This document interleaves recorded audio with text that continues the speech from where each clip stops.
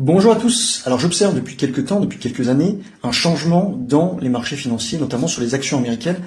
Le pricing, suite à un catalyseur, une news, est fait en pré-market ou à l'open à 15h30 assez rapidement, dans les premières 15 minutes, la première demi-heure, tout est déjà pricé et puis après c'est difficile d'avoir du relais pour profiter d'un mouvement intraday qui soit linéaire et sur lequel on puisse se rémunérer.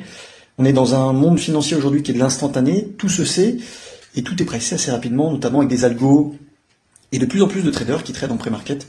Et donc ça modifie le comportement sur les actions américaines, et donc ça modifie nos résultats si on observait et si on profitait de ces éléments-là. Alors il faut s'adapter, et je trouve aujourd'hui qu'il faille aller sur des actifs qui n'ont pas de catalyseur, qui n'ont pas de news qui est sorti avant l'ouverture américaine. Souvent, les actifs que je repère les plus intéressants sont ceux qui ont très peu de gap et qui d'un coup vont subir un achat des institutions pour X ou Y raison, une news ou des institutions qui décident simplement d'acheter en portefeuille cette action-là. Et souvent, c'est là où on a les meilleurs risques-reward, la meilleure asymétrie, et on a des actifs qui vont monter tout au long de la journée parce qu'il y a un flux, il y a des acheteurs, et c'est ces actifs-là que je trouve et que j'observe les plus profitables aujourd'hui. Le marché change, le marché évolue, il faut qu'on s'adapte.